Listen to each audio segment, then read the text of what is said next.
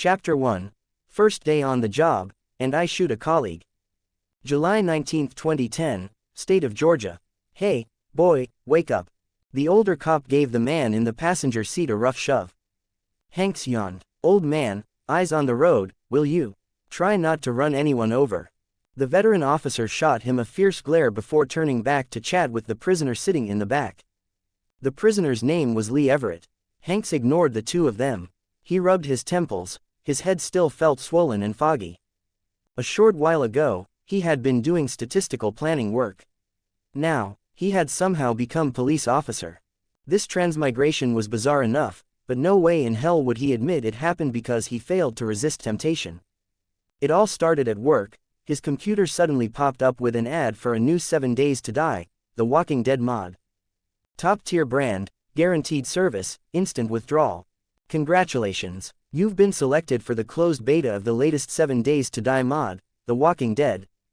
Please select a profession: hunter, engineer, special forces, police officer, scientist. Is that even a question? A Walking Dead world without a cop is soulless. The moment he clicked police officer, his vision went black. When he came to, he was being shoved into a patrol car and told to help escort a prisoner. He had no time to process what happened, but one thing was clear: this had to be the Walking Dead world. After all, the 7 Days to Die interface came with him. 7 Days to Die A23 system. Name: Hanks Adolf. Age: 20. Level: 1. Express. 0/10. Profession: police officer. Talent 1. Police instinct LV.10 max. Your intuition is razor sharp. You can instantly tell truth from lies in a person's words. Talent 2. Police authority LV.10 max. Your law enforcement presence is overwhelming. People instinctively obey you. Talent 3. Weapons mastery police LV.10 max. You're proficient with pistols, shotguns, and semi-automatic rifles, far above the average cop. Talent 4. Tactical commander LV.10 max. You understand SWAT level tactics and know how to lead even a squad of rookies into coordinated combat. Talent 5. Special vehicle operation LV.10 max. Your American pit maneuvering is top-notch, and your motorcycle skills rival those of India's most daring riders. Attribute points available: 4. Attribute: Perception 1. Strength 1. Constitution 1. Agility 1. Intelligence 1. Note: average adult stat value is 1. Specialization: Judge of loyalty and treachery locked. Unlock by raising any single core attribute to level 7. General skills: Hidden tap to expand. Even with 99% talent, you still need that final 1% of hard work to make it real. Hanks dismissed the system interface, deciding he'd sort out his attribute points later. This wasn't a game. One wrong click here could mean a real death. He lifted his head to look out the windshield. Oh, **T. The old cop was getting way too into his conversation with the prisoner, even turning fully around to speak. Hey, I'm telling you, right now every available unit has been sent to Atlanta and Macon to deal with the riots. The whole state of Georgia is losing its mind. Eyes front, someone's on the road, Hanks roared, gripping the seatbelt and the door handle at the same time. The old officer flinched and jerked the wheel, but it was already too late. The cruiser clipped the person, launching them into the air, then fishtail-ed uncontrollably. It skidded off the road, crashed through the forest brush, and slammed head-on into a tree before stopping. The driver was thrown forward, smashing through the windshield, and landed motionless on the ground outside. Silence flooded the forest like a tide swallowing the chaos of the crash. Only the hiss of steam from the hood and frightened birds flapping away remained. Hanks groaned, his skull feeling like it was filled with molten lead. The seatbelt had nearly crushed the breath out of him. He gagged a few times. After patting himself down and confirming no broken bones, he finally exhaled. Drive like that again and your family's gonna be crying at your funeral. Old man, he stared at the empty driver's seat and the windshield with a cop-sized hole in it. Unbuckling quickly, he stumbled out of the vehicle to check on the officer. The old cop lay face down several meters ahead on the grass, unmoving. A dark pool of blood beneath him was spreading wider by the second. Hey, old man, stay with me. Hanks jogged toward him, but halfway there, He froze, then instinctively stepped back. His right hand slid to his lower back, drawing his Sig Sauer P226. His entire body bristled with goosebumps. Police instinct, that innate sense of danger, was screaming. The old cop's body twitched once. Then again, a third time, awkward, jerky, unnatural. With a sickening grind of bones, he pushed himself up on his arms, struggling to rise to his feet. Already turning into a walker. That fast, Hanks swallowed hard, pulse spiking, but his grip was rock steady. There was no denying it now, this really was the Walking Dead. The officer finally staggered upright and turned around. His face was bloodless, pale with a bluish tint. A gaping wound split his forehead, blood smeared across half his face beyond recognition. But the worst were the eyes, clouded, vacant, pupils blown out, filled only with a primal hunger for living flesh. His jaw worked mindlessly, emitting a deep, inhuman growl, drool mixed with blood trailing down his chin. "FK," Hanks muttered, flipping off the safety. "Old man, let me give you a merciful send-off." He was already here, might as well fire his first shot in this world of walkers. Bang, click, a clean miss. Handgun Express +1, Weapons Master Bonus X10. Handgun Express +10. Handgun LV. 110-100. Hanks's eye twitched. He adjusted his aim purely by feel and fired again. A burst of blood blossomed on the officer's chest, but he kept shambling forward as if nothing had happened. Handgun Express +10 X10. Handgun Express +100. Handgun Level Up. Handgun LV. 210-200. 2 shots of experience was enough. Hanks shifted his stance, exhaled, steadied his posture, and squeezed the trigger. Bang! The bullet drilled cleanly into the officer's skull. His head jerked sideways violently, his body drained of strength, and he collapsed like a puppet with its strings cut. Headshot kill. Handgun Express +100 X10. Handgun Express +1000. Handgun Level Up. Handgun LV.5. 110-500ths. Attribute Express +1. Level 1. 1/10. Hanks finally breathed out in relief, then suddenly spun around, raising his gun at the person behind him. Lee had crawled out of the car, hands still cuffed, and threw both of them up in the air. Brothers, who can relate? He had just climbed out only to see a cop shooting another cop. Was this internal conflict? Corrupt officers? A mutiny? He witnessed the whole thing. What was he supposed to do now? Asking online, please respond. A cold glint flashed through Hanks's eyes. He slightly shifted his aim and gently squeezed the trigger.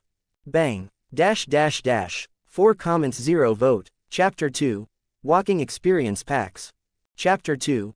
Walking Experience Packs. Lee flinched as a blast of hot air skimmed past his ear. A 9mm bullet had whizzed right by him, only to hit a walker directly behind him with perfect precision. A dull thud hit the ground. Lee turned and saw, just a meter away, a grotesque corpse lying motionless. It looked like the very same person who had been hit by the car earlier. He still hadn't wrapped his mind around the situation, but he had enough sense to look toward the gun-wielding officer with genuine gratitude. Handgun Express +1000.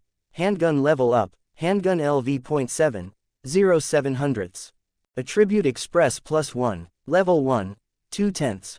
Hanks ignored him for the moment. He scanned the surroundings, confirmed there was no immediate threat, then lowered his gun and quickly approached the older officer's corpse.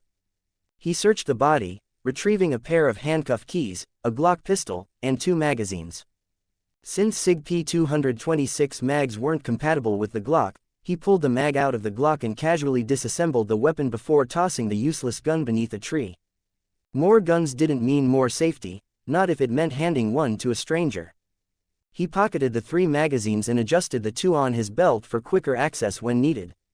"Hey, officer," Lee limped over, bracing himself. His leg had been scraped badly in the crash. "Unlock them yourself." Hanks tossed him the handcuff key and walked back toward the cruiser. "Thank you." Lee didn't mind the cold attitude at all. He hurried to unlock the cuffs. Hanks popped open the police car's trunk. Inside, he found a Mossberg 590 shotgun and a tactical sling stocked with 30-12 gauge shells. He checked the shotgun, 8 shells already loaded. He pumped it once to chamber around and switched the safety off. By now, Lee had freed himself and was flexing his numb wrists as he approached. "Officer, what do we do now?" What's going on? That thing. He pointed at the walker's corpse. What was that? Hanks slung the shotgun across his back and drew his P226 again. We get the hell out of here first. Gunshots will attract more walkers. Walkers, understood, officer. Lee nodded frantically. At this moment, Hanks was his only lifeline. They had barely taken a few steps when something flickered in Hanks's peripheral vision, like a small figure darting past in the distance, a little girl. He glanced up for half a second. The moment his focus shifted, low, guttural growls crawled out from both sides of the forest. Great, here we go again. He snapped his attention back, cursed under his breath, and raised his pistol toward the threat. 3 walkers shuffled out from between the trees, still wearing torn, blood-soaked civilian clothes. Their faces were twisted, rotten, and locked onto the 2 living people like predators spotting prey. Dear God, Lee's voice trembled, reality crashing violently into his worldview.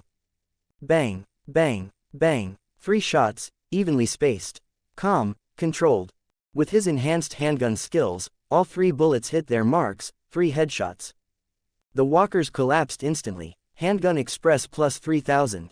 Handgun level up, handgun LV.10, 610 thousandths. New passive unlocked, quick draw. After hundreds of repetitions, you've built solid muscle memory. Within 6 meters, bullets will not miss.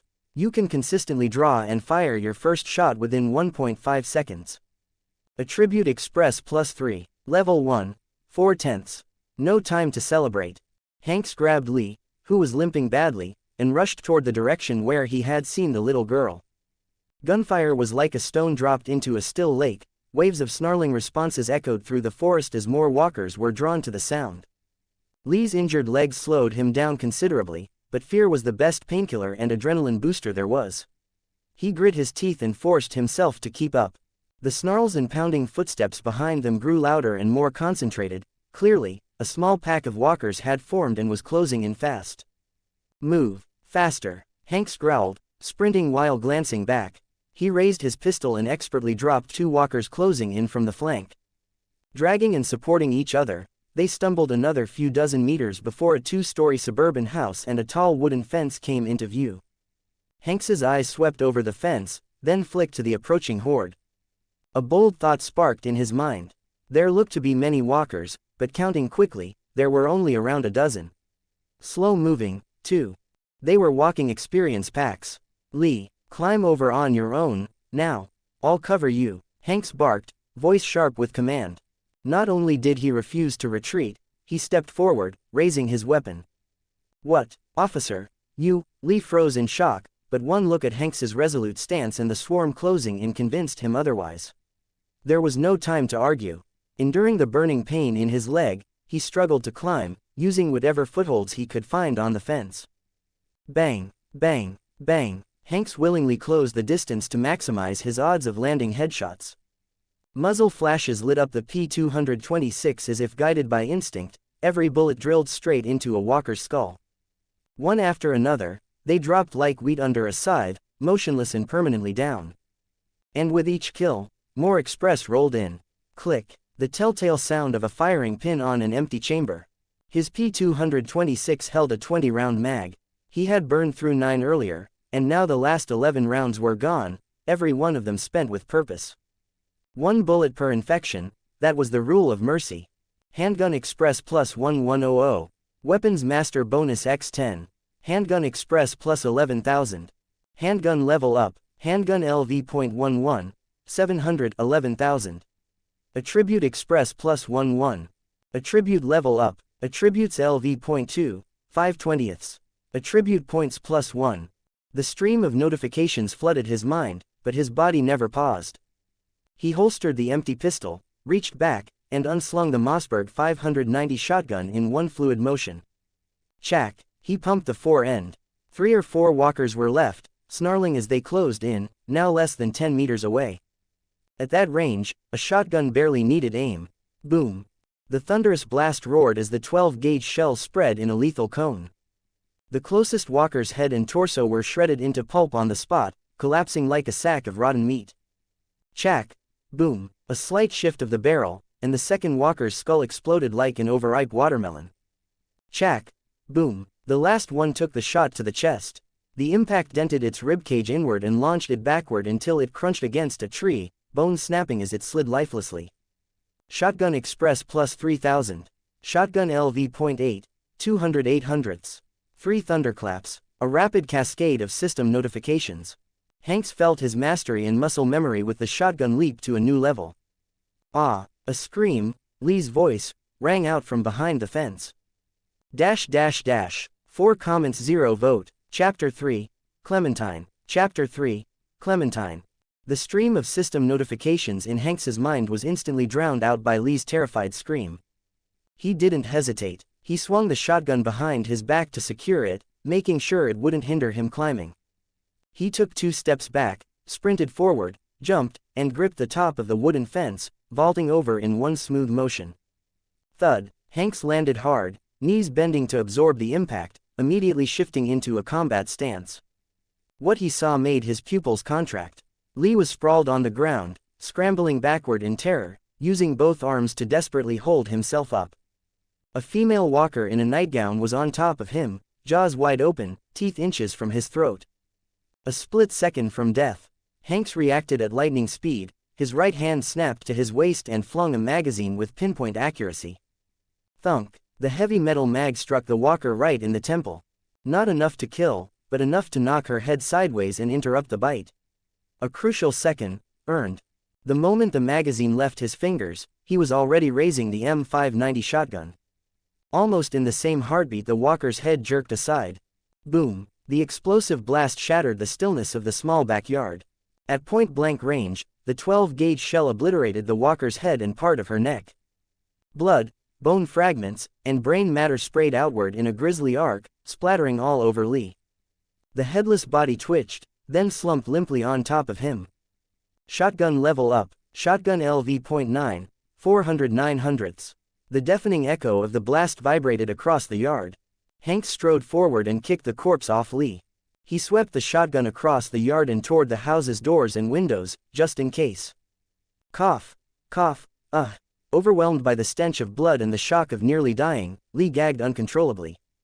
"Officer, shouldn't we go inside and hide?" He wiped a chunk of gore from his face. At this moment, he looked worse than a walker. Hanks shook his head and glanced toward the treehouse. "No, the house isn't safe. The gunshots will draw more walkers. We grab supplies and leave immediately." As he spoke, a small head peeking from the treehouse window recoiled in panic. Hanks instantly raised his hands, palms open in a harmless gesture. He softened his voice. "Hey there, up in the treehouse. We're not here to hurt you. The walkers are gone now." Silence, then a young, cautious voice replied. "Who are you? I saw your police car, and the handcuffs. I'm Officer Hanks, and this is Lee. We were in a car accident nearby." Hanks kept a respectful distance. "It's dangerous out here. More walkers are heading this way. Come with us, please."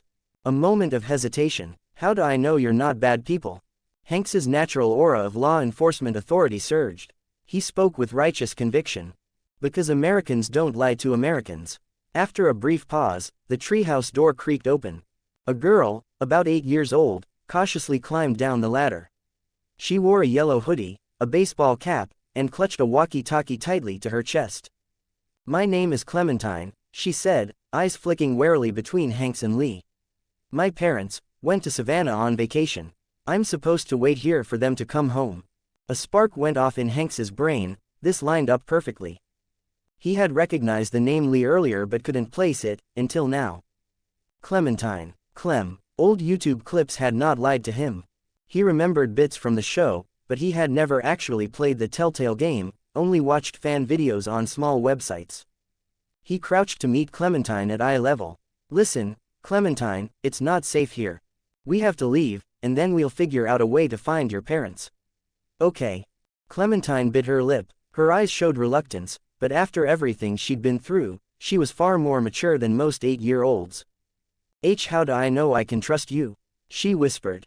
Hanks softened his expression, speaking gently. "Clem, I don't know what's happened to the world. Maybe it's a test from God. But from this moment on, I'll be your big brother. I'll protect you, always. Will you trust me?" Clementine stared into his eyes, the calm, steady blue filled with sincerity. She hugged her walkie-talkie tightly. After a moment's hesitation, she gave a tiny nod. I trust you, mister. She took a small breath, voice trembling with hope. But, can you take me to Savannah to find my mom and dad? Tier 5 Search Quest, the journey to find her parents. This is a bond-forging journey. Escort Clementine to Savannah to find her parents. Quest reward, Hunter Profession book. Accept quest. Yes, no. Hanks's heart lurched. A Hunter Profession book. He already had 5 full police class talents. Adding another profession would mean 10 talents total, a straight-up power spike into the stratosphere. I promise you, Hanks said solemnly, giving Clementine a firm nod, while mentally selecting, yes. Quest accepted. Journey to find her parents. A small smile finally appeared on Clementine's gloomy face. She opened her mouth, ready to say something. Roar. From deep within the forest came a chorus of guttural howls, one after another. The gunshots had done their job. More walkers were converging from all directions. Move. We're running out of time. Hanks snapped into action. We grab essentials inside, quick. The snarls at the forest edge grew closer, swelling like a tide of death battering against their nerves. He scooped the magazine off the ground, lifted Clementine into his arms, and shot Lee a sharp look to follow.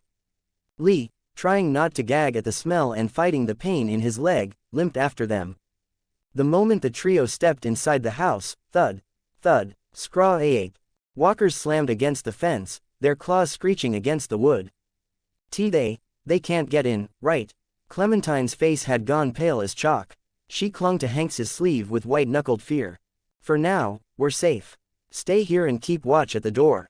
Hanks set her down gently, scanning the room. Lee, bathroom, rinse off the blood, look for a first aid kit, wrap that leg. Lee nodded quickly, limping into the bathroom. He washed off in record time and tied a bandage around the wound. Hanks swapped in a fresh magazine for his pistol, keeping the weapon ready as he strode toward the kitchen. Clem, do you know where your family keeps canned food and drinking water? The blue cupboard, and the storage door next to the fridge. Clementine pointed, her small head constantly snapping back toward the rattling fence. Hanks swung open the cupboards, grabbing several bottles of water, cans of beans, corn, and beef, plus a walkie-talkie. He also found an unused backpack and packed the supplies swiftly and neatly. Then, crack, boom, a sickening, splintering crash erupted from the backyard. Wood shattered and collapsed with a deafening roar. The once sturdy fence, overwhelmed by the relentless pushing and weight of countless walkers, finally gave way, collapsing in massive chunks. Like a breached dam, a flood of walkers spilled into the yard, roaring and clawing over each other, a writhing sea of undead flesh filling the entire view. Chapter 4. Sean. Oh, shit. Lee stumbled out of the bathroom and froze at the sight. The fence had collapsed, and walkers were pouring in like a flood. The back door won't hold. Front door, now, Hanks barked, shoving Clementine toward Lee. Lee, take her and get out through the front. Straight to the road, go. He yanked the backpack shut, slung it on, and pulled the M590 shotgun from his back. Chack boom. Hanks didn't bother conserving ammo. He fired repeatedly at the walkers surging through the back door. In a confined space, the 12-gauge blast was devastating. The first wave of walkers was blown off their feet, buying them a few precious seconds. Shotgun skill level up, shotgun LV.10, 110 thousandths. You've trained enough to build muscle memory with pump-action shotguns, allowing fast cycling while shouldered. Dust shook loose from the ceiling with each thunderous shot, but the brief delay meant survival. Lee didn't hesitate. Gritting through the pain, he grabbed Clementine and limped toward the front door. He threw the latch open, sunlight spilled in. But the lawn outside was not clear. A few walkers were already shambling across the yard. Hearing the door, they instantly turned and charged with feral snarls. Damn it, Lee swore, shielding Clementine behind him while searching for something, anything, he could use as a weapon. Don't stop, break through and head for the road, Hanks shouted from inside, punctuated by another deafening blast and wood splintering behind him. Lee grabbed a decorative wooden post by the door and swung it hard at the nearest walker. Crack, the blow staggered it but didn't kill it. More walkers converged. Run with me. Lee seized Clementine's hand and used the brief opening to sprint toward the road. Despite her terror, Clementine ran fast, fear fueling her tiny legs. Meanwhile, Hanks burst out the front door, slamming it shut behind him to slow the walkers inside. The M590 roared again, another walker closing in on Lee was blasted backward. Shotgun Express plus 1000. Move, move, move, Hanks ordered, firing as he retreated. Shells clattered onto the pavement. Each pump and blast dropped another walker, carving out a path of carnage. The trio reached the open stretch of the state highway at last, wide, exposed, with a few silhouettes in the far distance. This way, Hanks pointed along the shoulder. Stay alert and keep moving. His police authority talent worked silently in the background. He remained unnaturally calm and decisive, despite the chaos. Lee and Clementine, both panicked, instinctively followed his lead. But Lee's injury was becoming a serious problem. The run had reopened the wound, blood seeped through the bandages, and his pace slowed to a limp. Rog, a walker crawled out from a drainage ditch and lunged at them. Hanks reacted instantly, his quick draw training kicking in. In 1.5 seconds, he had drawn, disengaged the safety, and fired. Bang! The bullet punched through the walker's brow. It collapsed lifelessly. Stay with me, Lee. Hanks rushed to support him. Clementine took Lee's other arm, worry written across her small face. Just then, a distant engine growled. A pickup truck approached, slowing down as it spotted them. Hey, y'all need some help. A young man in work overalls and a baseball cap leaned out the window, parking where pavement met dirt. I'm a Georgia police officer, Hanks called out, still scanning the area. We just escaped, can you give us a lift? The driver, Sean, took in the scene. Lee's bleeding leg, Clementine's terrified expression, and Hanks's uniform and firearm. He hesitated. Please, Clementine's voice cracked with tears. Mr. Lee is hurt, we need help. Perhaps it was the child's plea that broke him. Sean nodded. Hop in, name's Sean, my family's got a farm. My dad's a vet, he can patch you up. Hanks thanked him, helping Clementine climb into the backseat. Lee struggled in after her. Hanks vaulted into the truck bed and reloaded, slotting fresh shells into the tube. The earlier firefight had burned through half his 12-gauge ammo. Only 9 shells remained. Once everyone was in, Sean reversed, turning the truck around. But the right rear tire suddenly sank into a soft patch between concrete and mud. Recent rain had softened the ground. Ah, hell, we're stuck, Sean cursed, slamming the gas. The tire spun uselessly, spraying mud but refusing to budge. Worse, the gunshots and the revving engine had drawn nearby walkers. They emerged from the tree line on both sides, drawn to the noise, closing in.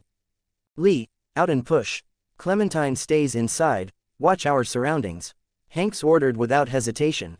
Sean jumped out too. The 3 men braced themselves against the truck and pushed with everything they had. Sweat and mud smeared across their bodies as the walkers, snarls drew nearer. 1, 2, 3, push, Hanks shouted, but the wheels spun in place, stubbornly stuck. A walker had used the wreckage as cover and crept up unnoticed, then suddenly lunged straight at Sean. Look out, Hanks didn't have time to reach him. He released the truck, pivoted, and raised his pistol. Bang! The walker dropped, but not before its jagged nails raked across Sean's arm. Ah! Sean cried out, flinging the corpse away, but it was too late. 4 deep gashes tore through his forearm, bone faintly visible beneath. Blood seeped rapidly, staining his sleeve crimson. Sean! Clementine screamed from inside the truck, horror filling her eyes. For the first time, she hated being helpless. If only she had a gun. Hanks's stomach tightened, but he noticed something important. It was only a scratch, not a bite. There was still hope. Push, keep pushing, he ordered, burying the fear in his voice and forcing focus back to the truck. Whether from adrenaline or sheer desperation, the 3 men heaved with renewed strength. With a violent jolt, the tire finally tore free from the muddy rut. It's out, Lee shouted. Get in, now. Hanks yanked the driver's door open. I'm driving. Sean clutched his bleeding arm, pale but conscious, and staggered into the passenger seat. Hanks slid behind the wheel, and Lee climbed into the backseat once more. The engine roared to life. Hanks floored it, the truck lurched forward, smashing through a few walkers in their path before speeding onto the open road. They left the horde behind in a cloud of dust and exhaust fumes. Hanks checked the rearview mirror. Sean's complexion was worsening, paler by the second. A knot of guilt twisted in Hanks's chest. If Sean hadn't stopped for them, he wouldn't be injured now. Stay with us, Sean. Hanks said urgently. Tell us where to go. Don't let me fall asleep, my dad's waiting. At the farm, Sean forced out, breath shaky. He pointed weakly down the road. Head east, follow this road, you'll see a red barn, turn right, tell my father, Herschel, I'm sorry. His voice thinned to a whisper. You'll tell him yourself, Hanks replied, voice firm and steady. He stepped harder on the gas. The pickup shot down the highway, buying them a few precious minutes of safety. Up ahead, the outline of a large farm sign slowly came into view. But a few minutes later, Hanks's foot eased off the accelerator. The truck slowed, then rolled to a full stop on the road. Dear God, Lee's breath hitched. Clementine covered her mouth with both hands, eyes widening in shock. 3 comments 0 vote. Chapter 5. The Car Graveyard. Chapter 5.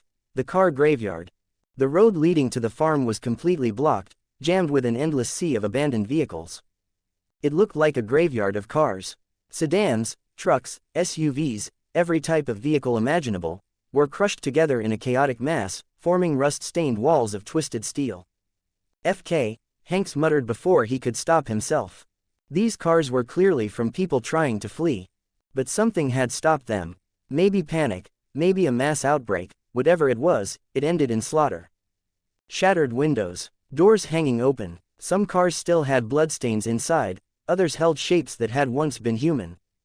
In this state, forget the pickup, even a motorcycle would struggle to squeeze through. Hey, watch the language around the kid, Sean forced a weak smile, though his face was pale. He looked at the jammed road. This is the fastest route to the farm, how the hell did it get like this? Officer, if we can't pass, we should reverse. There's a longer detour we can take. Lee's voice trembled as he spoke. Hanks's stomach sank. Instinctively, he checked the rearview mirror. The engine's idle hum sounded painfully loud, wrong, against the eerie silence of the auto graveyard. Reverse. Yes, reverse. Lee said, voice growing tense as he clutched at his leg wound. But Hanks didn't move. His sharp eyes swept the front and both sides. That same warning bell in his chest wouldn't stop ringing. Number time. His voice was steady, low, and firm, cutting through the rising panic. Listen. A terrible sound, metal scraping, low growls, filtered from deep within the piled-up cars ahead. It grew louder, closer. Within the shadows of broken windshields and gaping doors, shapes began to move. They're trapped in there. Clementine's voice trembled, clutching her walkie-talkie tight to her chest. Not just trapped, Hanks said, eyes locked forward. Most were drawn here by sound, from all directions. This place is a natural walker trap. He glanced at Sean, who was growing paler and breathing heavier. Taking a detour now, Sean might not survive the extra hours. We're going through, Hanks decided, voice leaving no room for argument. Lee, can you still move? Barely, but yeah, what do you need? Lee gritted out, pain twisting his face. You stick with Clementine and Sean. Stay right behind me. Sean, keep giving directions. Tell us the shortest path to the farm. Hanks checked his remaining ammo fast, then handed the M590 shotgun, with only 9 shells left, to Lee. He kept the SIG P226 for himself. East, through the car pile, then through a patch of woods, the farms beyond that. Sean's voice faded weakly. Stay with us, brother. Hanks squeezed Sean's shoulder, drew a steady breath. Out, quiet, make as little noise as possible. He was first to open the door, pistol raised, scanning for threats. Lee helped Sean out, while Clementine clung to Lee's shirt. Special driving skill increased. The air outside hit like a wall, thick with rot. Breathing felt like inhaling decay itself. Hanks took point, slipping sideways through a narrow gap between 2 collided cars. Inside the cars, dried blood smeared across windows, bits of flesh stuck to upholstery, and beneath twisted metal, faint shuffling, like something trapped and hungry. Blue van on the left, movement. Hanks warned in a low voice, raising a hand to halt the group. Through the shattered glass of a blue delivery van, a walker struggled in the driver's seat, pinned by the warped door, swiping uselessly at the air. Hanks didn't waste a bullet. He signaled for the others to move quietly and keep going. Every step forward felt like walking through a minefield. Growls echoed from all directions, sometimes so close they felt like they were breathing down their necks, other times muffled behind layers of metal and shattered glass. HRR, AGHH. A walker suddenly crawled out from beneath a flipped SUV, lunging straight at Lee and Sean at the rear. Hanks reacted with lightning speed. He spun, gun raised, but did not pull the trigger. Instead, he surged forward, left hand snatching the police baton from his belt in one swift motion.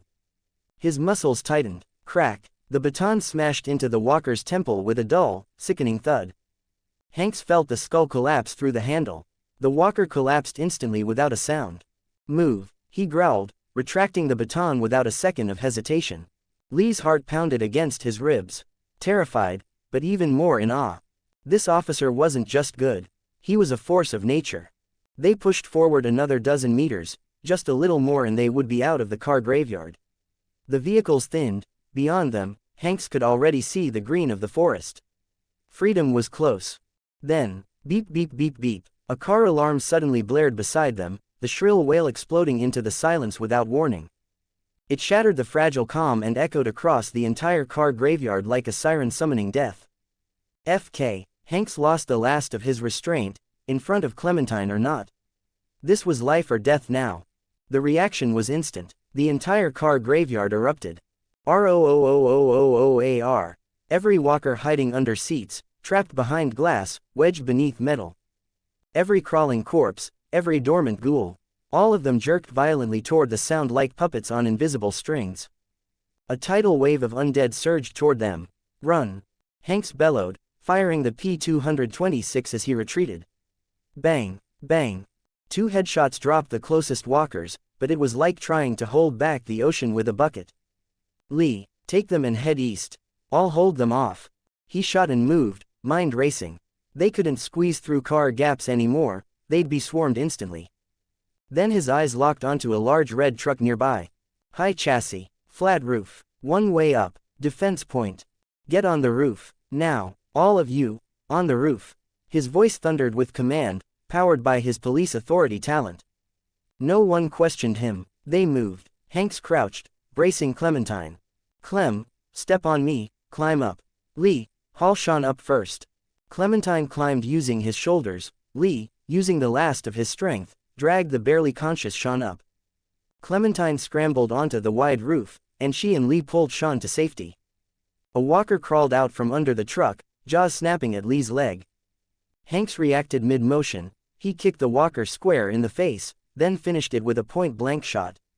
He took 2 steps back, sprinted, planted a foot on the bumper and window frame, and vaulted onto the roof with practiced agility. For a moment, the truck roof became a small island in a sea of death.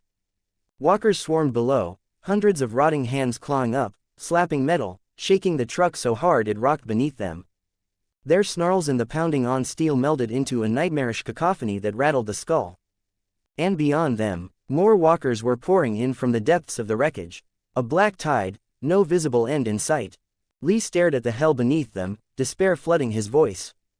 Officer, we're dead for sure. 3.0 vote. Chapter 6. Reaching the farm. Chapter 6. Reaching the farm. Stay calm, Hanks barked, his voice cutting through the panic like a blade. His eyes swept across the surroundings, brain racing to calculate an escape. His gaze flickered across the roofs of the cars, one after another, as he rapidly pieced together possible routes. The vehicles were stacked chaotically at different heights, but many were close enough to form a path. All right, screw it, we gamble. A desperate, narrow route formed instantly in his mind. We can't stay here. Follow me, move across the roofs. Hanks pointed at a nearby box truck. Jump to that one. What? Lee stared at the nearly 2-meter gap, and the sea of clawing walkers beneath. His face drained of all color. We have no choice. Stay here and we die. Lee, you first. I'll cover. No room for discussion. Hanks fired as he spoke, dropping walkers trying to climb up via the tires and bumpers. Spent shells clattered across the truck roof. Lee looked at Hanks's unshakable stance, then at the barely breathing Sean. He clenched his teeth. He took a few steps back, ran, and leapt with everything he had. NNGH. He slammed onto the box truck roof, his injured leg sending a jolt of agony through him, but he managed to grip the side railing and haul himself up. Clem, your turn, Hanks shouted, clearing walkers with precise shots. Don't look down, just jump. Clementine's face was ghost white, her small body trembling. But she sucked in a shaky breath, copied Lee's jump, ran, squeezed her eyes shut, and launched herself forward. Her tiny body flew through the air, landing on the edge with a terrified scream. Ah! Lee lunged, catching her wrist just before she slipped. He pulled her up to safety. Hanks emptied the magazine to hold back the surge below, then swapped in a fresh one. He holstered the pistol, hoisted the unconscious Sean onto his back, took a few steps, ran, and jumped. Thud! He landed solidly, barely even staggering despite the extra weight. Handgun skill level up, carrying load skill level up. Keep moving, don't stop. Next jump. Hanks was now the team's spearhead and commander, choosing the route while carrying Sean. He scanned car roofs and plotted the safest path in real time. The sedan on the left isn't stable, take the SUV on the right. He growled instructions while pulling his baton with his free hand. One strike smashed a walker's head as it tried to crawl through a half-broken window. Blood sprayed dark and sticky across the hood. Lee and Clementine stayed right behind him, every jump a heart-stopping gamble. Lee's injured leg slowed him badly, twice he slipped and nearly fell, saved only by sheer will to live. Clementine seemed to have overcome her fear, moving across the car roofs with surprising agility. Her small body darted forward, and she even grabbed Lee's jacket once, stopping him from slipping off. Below them, the horde continued to gather, reaching upward with rotting hands, shrieking, slapping the metal so hard the cars shook. Some walkers, driven by instinct, were even trying to climb up. Boom! Lee fired the M590 again, the blast shredding a cluster of walkers ahead. Rotten flesh rained down, the mixed stench of decay and gunpowder churned the stomach. Almost there, just a little more, Hanks urged, and he could finally see the end. Only 3 more cars to cross. After that, a pickup truck parked near the edge of the field. Hanks jumped first. Even with Sean on his back, his landing was solid. He set Sean down carefully on the truck roof. Lee, toss the shotgun, then jump, I'll catch you. Lee gritted his teeth and stopped conserving ammo. He fired rapidly, unloading the remaining shells to clear a small safe zone around the truck. Once the last shell was fired, he threw the shotgun across. Hanks caught it with perfect timing, reversed his grip, and smashed a walker's skull with the stock before it could climb up. Lee inhaled sharply, ignoring the stabbing pain in his leg, and jumped. Hanks grabbed him and hauled him up. Clementine didn't hesitate, she ran and leapt. Both Hanks and Lee caught her together. One last jump, Hanks hoisted Sean over his shoulder again, and the 3 jumped down from the truck bed, landing hard on soft dirt. They were finally off that steel hellscape. Only a dozen walkers had managed to follow them out of the car pile, shambling after them, but the danger was vastly reduced. Keep moving, Hanks gasped, sweat and blood dripping down his face. He had to carry Sean and support a nearly collapsing Lee. Clementine stayed close, and the 4 of them pushed forward, diving into the woods. The forest swallowed them quickly. The walkers' screams became muffled, filtered through layers of branches and leaves. All that remained were labored breaths, the snapping of twigs underfoot, and the deep, eerie hush of the woods. Moonlight broke through the canopy in fractured beams, just enough to reveal the uneven ground ahead. Are we going the right way? Lee panted, each step tore at his wound, his weight was almost entirely on Hanks. Sean said, Red Barn, then turn right, we entered the woods from the right side of the road, so roughly, yes. Hanks kept his sense of direction with effort. Woods at night could disorient anyone. Clementine clutched the back of his duty belt, too afraid to look behind her at the darkness where faint growls still echoed. Her walkie-talkie crackled with a burst of static, then silence. The woods were not quiet.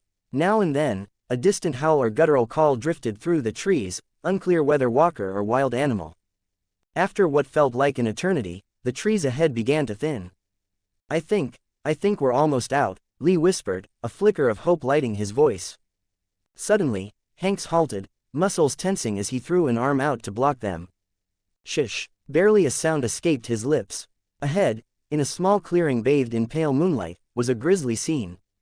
5 or 6 walkers, backs turned toward them, huddled around a mangled deer carcass, ripping into it with wet, nauseating crunches. Even from this distance, the stench of blood and rot drifted toward them. Clementine held her breath and covered her mouth to stop a scream from escaping. Lee froze too, cold sweat sliding down his spine. Hanks slowly backed away, motioning for them to follow silently. In their condition, if that group spotted them, it would be the end. Every step was like treading atop TNT, the dry leaves beneath them ready to betray them at any moment. But for once, fate seemed merciful. They slipped past unnoticed, moved a bit further, and ahead, on the horizon, light, warm, steady lights, artificial light, not moonlight. And next to the lights, the silhouette of a tall, dark barn. A farm, it's the farm. Hanks's breathing turned ragged, adrenaline sucking out the last of his strength. But survival instinct carried him forward. They burst out of the forest and stumbled across an open field. A lit two-story farmhouse and a large red barn stood clearly in sight. A sturdy wooden fence surrounded the property, strong enough to keep walkers at bay. "Stop right there. Who are you?" A stern, elderly voice called out from behind the fence, alert, wary, and commanding. 2 comments 0 vote. Chapter 7. Herschel. Chapter 7. Herschel. Hanks snapped his head up. An elderly man with graying hair and a stern, weathered face stood behind the fence, a shotgun leveled in his hands. Beside him stood a heavy-set middle-aged man holding a hunting rifle, equally tense and ready to fire. Herschel's gaze locked instantly onto Sean slumped on Hanks's back. His eyes widened, the suspicion on his face collapsing into shock. "Sean," his voice cracked, and the barrel of his shotgun instinctively lowered. "Herschel, sir." Hanks seized the opening and spoke fast and clearly. "I'm a Georgia state officer. Your son Sean is injured.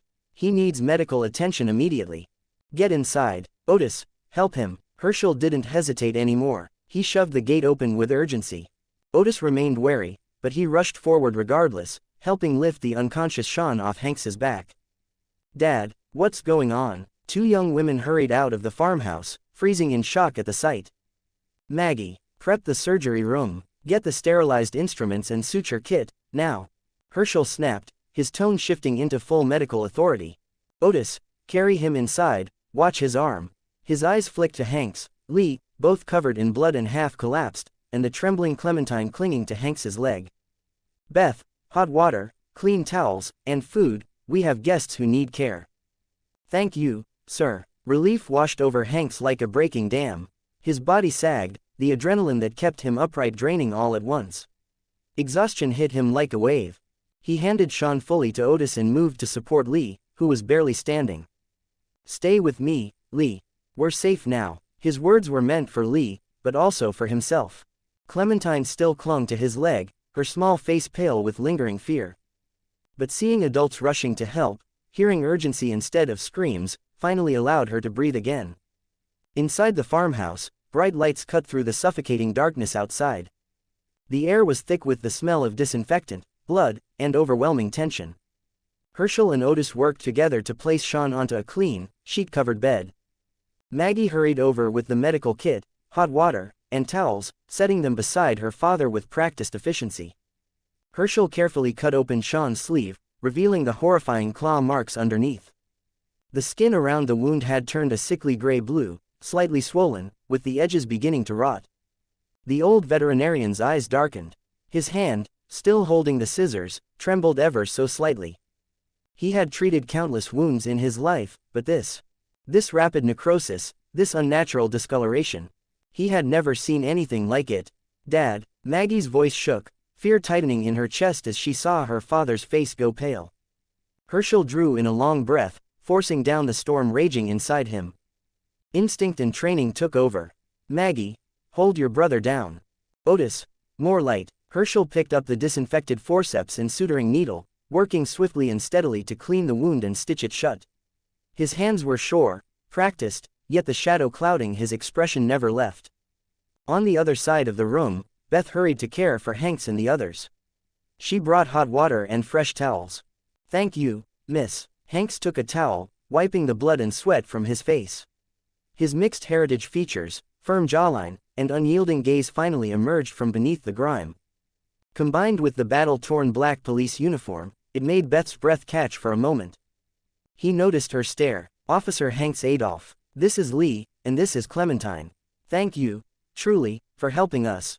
The combination of his looks and his natural police authority left Beth with an unfamiliar flutter in her chest. "Beth Green," she said softly. She handed them simple food and water. You must be starving. Eat something first. Your friend, his leg needs treatment too. Thank you. Hanks immediately knelt beside Lee to examine the wound. All the running and strain had worsened it. Using what he remembered from police academy first aid training, he cleaned, disinfected, and re-bandaged the injury.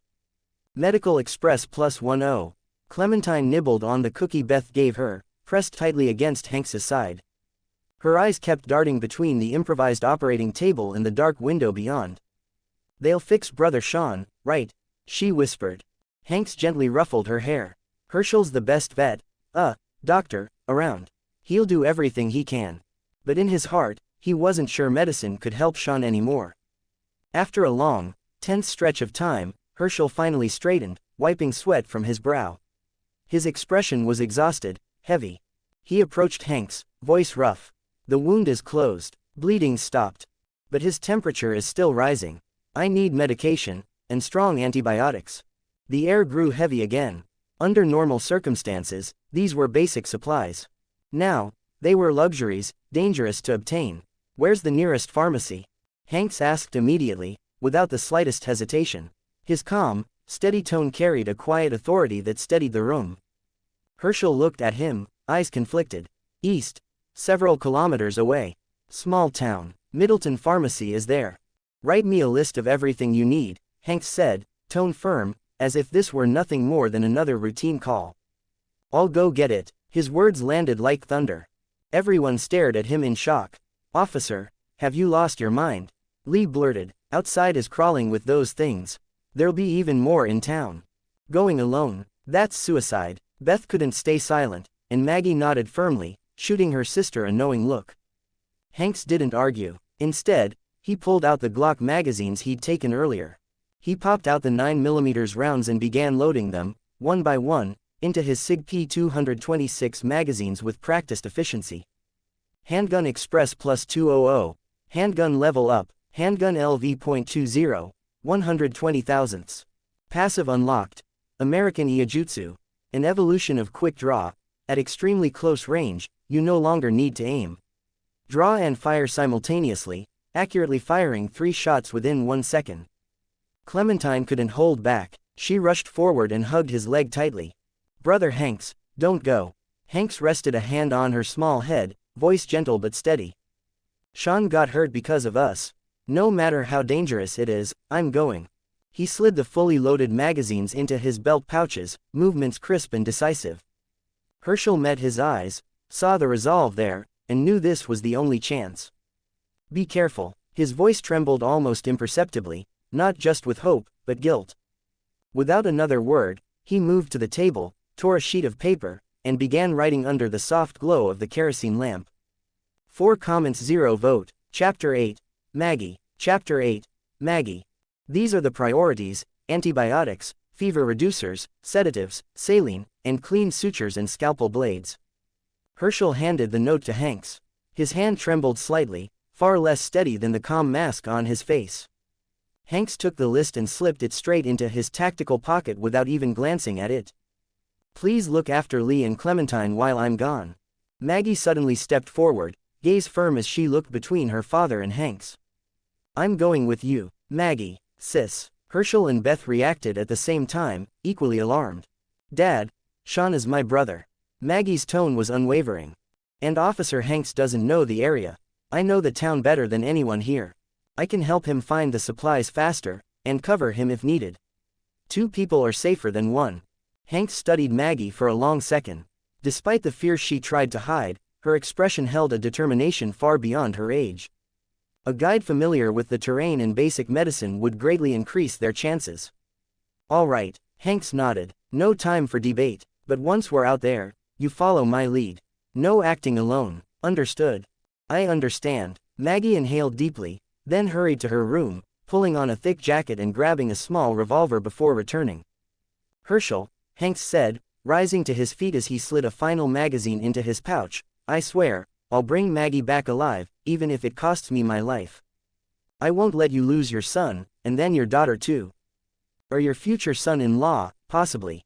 The intrusive thought flashed through Hanks's mind, but he shook it off and turned to Lee and Clementine instead. Lee, watch over Clem. Lee nodded with a seriousness that matched his words. You have my word, officer. Unless I drop dead, no one's getting near them. Clementine clung to Hanks's leg again. This time, she didn't try to stop him, she simply held on. Hanks gently straightened her cap before looking to Maggie. Ready. Maggie nodded firmly and took the keys to the second pickup truck from her father. Let's move. No more hesitation. They pushed open the farmhouse door and drove off into the night. Herschel moved to the window, watching his daughter and the young officer disappear down the dirt road.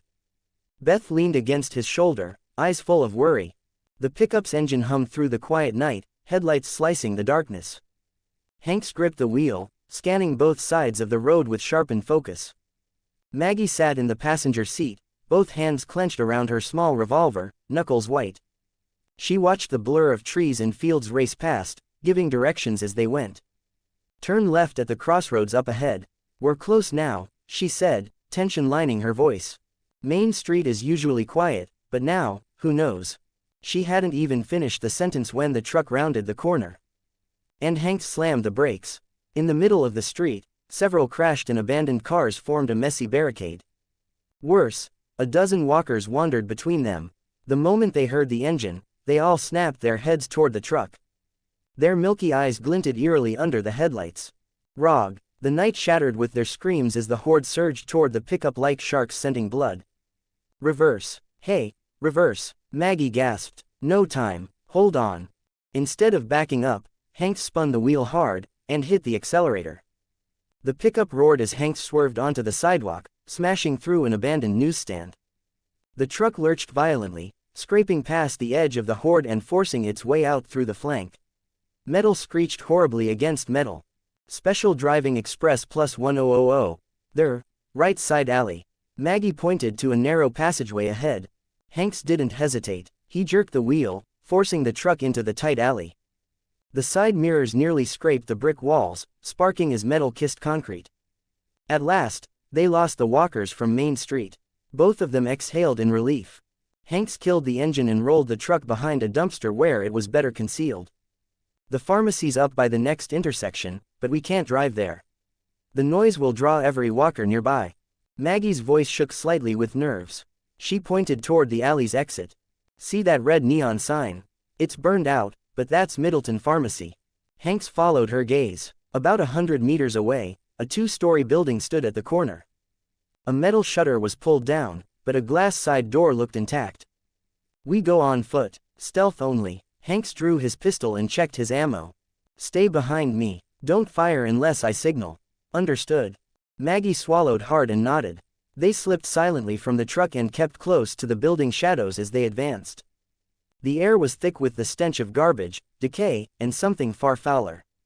Occasional distant growls and shattering glass kept their nerves stretched tight as bowstrings. Soon, they reached the glass door of the pharmacy.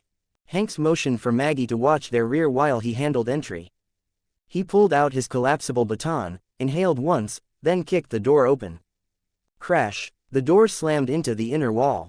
Inside was a storage room cluttered with cardboard boxes. Dim light filtered in through a crack in the door leading to the main store. The moment the door burst open, a walker in a pharmacist's white coat lunged from the shadows.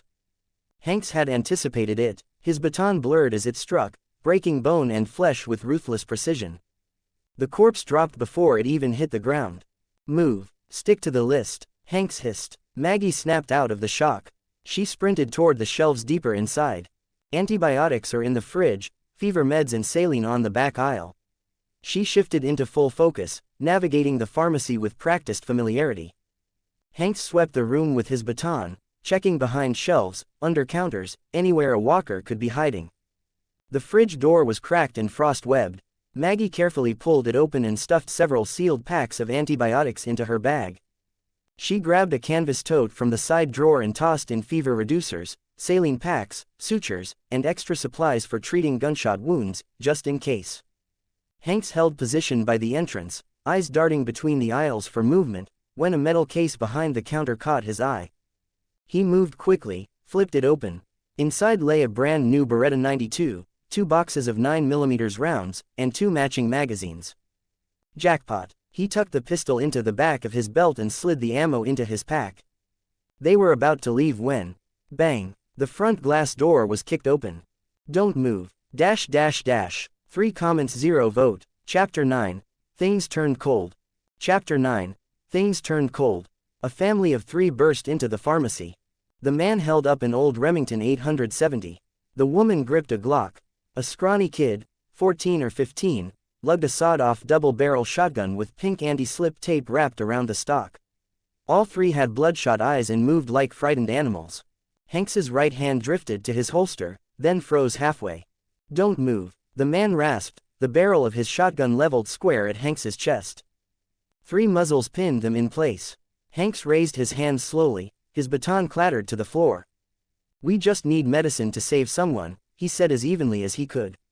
Put the guns down and we can talk. Talk, the father sneered, eyes raking the bulging pack on Hanks's back. Even cops come to steal now. Maggie started to explain. My brother's got a fever, he needs. Shut up, the woman screamed, finger tightening on the trigger. Why are you stealing my daughter's meds? The boy's gaze flicked around, twitchy. Suddenly he yelled, they've got food in their pack. I saw cans. Throw the bag, all of it, the man snapped, voice rising, finger already hovering on the trigger. The air tightened like a drawn wire. Hanks's inner alarm spiked, sweat prickled his skin. The breathing, the trembling muzzles, the dilated pupils, one wrong move and someone would be dead. All right, we'll do what you say, Hanks said, bending slowly as if to set his pack down. At the lowest point of that bend, his right hand moved like lightning. Quick draw, American Iijutsu, 1 practiced motion, draw, chamber, fire. Bang, bang, the first round punched cleanly into the man's brow, the second ripped through the woman's throat. Before the blood could even fog the air, Hanks's muzzle swung to the boy. Maggie's scream choked into a short, sharp gasp. No. The boy's right shoulder erupted in a geyser of red, the shotgun flew from his hands. The recoil and force threw him backward into a row of vitamin shelves.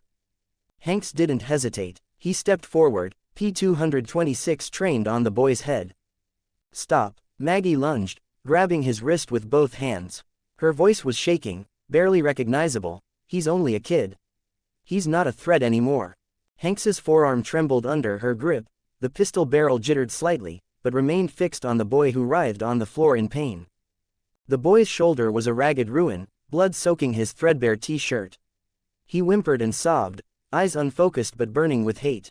He's just a child, Hanks. He's almost crippled now. Maggie pleaded through tears, voice cracking into a sob. She couldn't fathom the killing intent she'd just watched, even if the 3 had posed a fatal threat. Hanks, let him go, she seemed to beg the universe rather than command him. Let go, Maggie. Hanks's voice was low, cold as a slab of stone, an order that brooked no argument. He believed in a dark, Darwinian code. He didn't buy peaceable solutions, not when lives were on the line. Besides, those people had already reached for murder. Do you forget what they tried to do? If my pistol had been slow by a second, we'd be on the floor. He said, each word almost a rasp. I've already made an orphan out of him. Do you think he'd thank us if we spared him? His tone hardened, edged with something like a warning. Move, he said, and the O in his words carried an undercurrent of steel. He was a living, breathing human being, and so was Maggie. Just because she was a main character in the show didn't mean Hanks would keep backing down. We can take him with us. Or tie him up. We can't kill a kid. Maggie clung to Hanks's arm with all her strength. Her entire life's moral compass screamed against what was happening. She couldn't accept executing someone who was no longer able to fight back, especially a teenager. Take him with us. Bring him back to your farm. And then what? Wait for him to get his strength back and shoot us in our sleep. Hanks's voice was ice-edged steel. You want to feed him, heal him, and give him a chance to slaughter Herschel in his own home. To kill Beth. Every word hit Maggie like a hammer to the chest. Rog. A chilling chorus of growls echoed from outside. The gunshots had rung across the silent town like a dinner bell. The boy curled up beneath the shelf, clutching his mangled shoulder, sobbing and trying to crawl backward, away from them. Hear that? Hanks yanked his arm free, but kept the barrel aimed at the boy's forehead. We're out of time. Do you want to risk your brother's life so 3 strangers can keep theirs? The kid seemed to realize his end had come. He stopped crying, staring up at Hanks with eyes full of despair and hatred. Maggie's face drained of all color. She turned her head away, eyes squeezed shut, voice barely a whisper. Monster. For a moment, a flicker of emotion passed through Hanks's eyes, regret. Maybe. But it was crushed beneath cold resolve. Bang. The gunshot was deafening in the cramped pharmacy, drowning out even the rising growls from outside. Attribute Express +3. The system notification flashed coldly across his vision. Hanks's heart dropped, but survival shoved everything else aside. Move, he snapped, grabbing what ammo and weapons he could from the floor. Back door. Now, he didn't look at the bodies again. He grabbed Maggie, numb, hollow-eyed, and pulled her toward the storage room. Thankfully, the back exit was only a wooden door. Not barricaded, not even locked. Hanks kicked it open. A narrower, darker alley lay beyond. Walker's snarls flooded from the direction of Main Street, but the alley itself was clear, for now. This way, he checked orientation, then sprinted toward where the truck was parked, dragging Maggie with him. Their footsteps echoed through the passage, drawing two walkers sniffing around the trash bins. Hanks reached instinctively for his baton, then remembered he left it behind. Without hesitation, he drew his pistol and fired twice, dropping them cleanly with two fluid headshots. As easy and emotionless as wringing a chicken's neck. Maggie followed in a daze. Her legs moved, but her mind was somewhere else, replaying that one shot over and over. That moment of cold resolve carved a mark into her memory. Hanks was handsome, calm, strong, decisive, but also terrifying. They stumbled back to the pickup. Several walkers were pounding on the truck, drawn by the earlier noise. Hanks released Maggie's arm, raised his .226, and fired. Bang, bang, bang. 3 walkers dropped. He yanked the driver door open. Get in. Maggie climbed in mechanically, clutching the bag of medicine to her chest like a lifeline. Hanks jumped in, started the engine, spun the wheel, and floored the gas. The pickup roared away like a wild horse, wheels screeching as they sped off, leaving the gathering horde behind in a cloud of dust and rot. 4 comments 0 vote. Chapter 10. Kenny. Chapter 10. Kenny. The truck was silent, suffocatingly so. Only the engine's rumble and the two of them breathing hard filled the space. The air reeked of blood, gunpowder, and smoke. Hanks drove with laser focus, weaving through abandoned cars and the occasional walker on the road. His jaw was tight, eyes forward, revealing nothing. Maggie sat stiffly in the passenger seat, staring out at the nightmarish blur of the deserted town rushing past the window. Tears slipped down her cheeks without a sound. She had gone to get medicine to save her brother. And ended up causing a teenage boy's death. The guilt pressed on her chest like a weight that made breathing painful. No one spoke for a long time. Only when the familiar outline of the farm came into view did Maggie finally manage to inhale properly again. She wiped her tears roughly with her sleeve, forcing her voice out, still hoarse. We got most of what was on the list. Hanks glanced at her briefly. Good. Nothing more. No comfort. No pointless words. He knew she needed time to break, and rebuild, her worldview. In a collapsing world, the first moral chain you snap is always the one that hurts the most. But he didn't regret what he did. Staying alive, protecting Clementine, and completing the mission. That was all that mattered now. Civilization, morality, humanity. Those belonged to people rich enough to afford them. The farm gate opened again. Herschel and Beth rushed out to meet them. The moment the truck stopped, Maggie jumped out with the bag of medicine and ran to her father. Dad, we got it. She avoided looking at Hanks, and avoided the memory that would haunt her if she did. Hope flared in Herschel's eyes as he grabbed the supplies.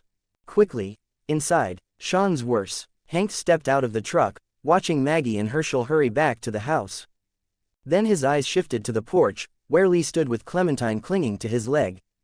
Brother Hanks. Clementine let go of Lee and sprinted to him, throwing herself into his arms. Hanks crouched and held her tightly, feeling her small body trembling. It's okay, I'm back, he said, voice softer than it had been in hours. Slowly, she calmed. Lee limped over, worry etched across his face. How bad is it out there? Worse than I expected, Hanks said bluntly. But we got the medicine. Hopefully we weren't too late. He glanced toward the house window. Silhouettes of Herschel and Maggie moved frantically inside. Whether Sean would pull through, or how long he could last. Hanks turned back to the truck, sorting through their haul. A worn Remington 870 shotgun, a handful of 12-gauge shells, a Glock pistol with a full magazine, a brand new Beretta 92FS with 2 boxes of 9mm ammo, 50 rounds each. 2 spare magazines plus a holster. "Lee," Hanks called, looking at the injured man as he approached. "Take this." He handed him the Glock and some of the precious ammo. "You'll carry the M590 and the Glock. I'll give you 2 more mags later." Lee accepted the weapon, conflicted. "Officer, with my record, is this really okay?" "Just call me Hanks." He met Lee's eyes. "I read your file." Lee lowered his head instinctively. Clementine blinked up at them with big curious eyes, looking between the two men, not understanding but feeling the seriousness. "A good man stands tall," Hanks said, clapping Lee on the shoulder, voice firm. "Any law that protects monsters isn't justice worth abiding." Lee stared at him, stunned. "Bro, you're not worried about getting flagged for saying things like that?" "Careful, or the feds will 404 your badge." Hanks rolled his eyes at Lee's stunned expression and didn't bother answering. He loaded the Beretta 92 and its 2 magazines, topping off the 2 P226 magazines as well, stashing the remainder of the rounds as spare ammunition. With the spoils sorted, he walked toward the farmhouse. Clementine followed close, small hand clenched in his coat hem. Inside, the mood was heavy. Herschel was injecting antibiotics. Maggie passed him instruments with steady hands. Sean lay on the bed, breathing fast and hot even in his stupor. The meds seemed to steady the breaths a little, but his forehead still burned. This infection was only being suppressed, not cured. Beth carried a basin of hot water across the room. When she spotted Hanks, a flicker of something, relief, curiosity, crossed her face and she half-stepped forward, as if to speak. Maybe to ask about the town, maybe simply to be near this capable, enigmatic man. "Hanks," she began, but Maggie snapped her head up and stared daggers at her sister. Then Maggie grabbed Beth's arm and practically dragged her aside. "Beth, bring another basin, clean towels." Maggie's voice was hard, an order that left no room for argument, and she planted herself between Beth and Hanks. She couldn't forget the cold echo of the gunshot in the pharmacy, or the hopeless look in that boy's eyes. She refused to let her innocent sister have anything to do with the man who had pulled the trigger. Beth looked stunned and hurt, but obeyed, stealing one more quick, reluctant glance at Hanks before she left with the water. Hanks noticed everything but showed no expression. Maggie's reaction didn't surprise him. He'd expected resistance. He didn't care. His gaze dropped to Sean. "How is he?" Hanks asked Herschel. Herschel shook his head, exhausted. "Antibiotics are in. I gave antipyretics, too, but it's minimal. His temperature keeps climbing. I've never seen an infection like this. Doesn't behave like regular bacteria or a virus." His voice carried the helplessness of a man whose medicine meets the unknown. At that moment the farmhouse door opened again. A cold wind breathed through the room as Otis ushered a few people inside. Leading them was a broad-shouldered man with a thick beard and a flat cap, worry etched into his features, followed by a blonde woman and a timid-looking boy of maybe 10. "Kenny," Otis called, and the man's gaze swept the room. He paused at the strangers, Hanks and Lee, then landed on Sean's bed. "We heard engine and gunfire. What happened? Is he?" Kenny's voice was rugged, edged with concern. Herschel exhaled. "Kenny, you made it. Sean's been wounded and infected. It's bad." He indicated Hanks and Lee. These two, Officer Hanks and Lee, they were the ones who brought Maggie the meds. "Kenny," Hanks looked up to meet the newcomer. Kenny's tone carried a southern drawl and a pragmatic edge. "With everything out there, do cops still make sense?" There was no malice in the question, just a practical skepticism about institutions in collapse. Hanks met his gaze. "All our moral orders are falling apart." The words hit the room hard, even Kenny's face paled. Every person there felt the truth of it like a cold gust. "This damned world," Kenny muttered, then set his jaw and turned to Herschel. "Anything we can do to help?"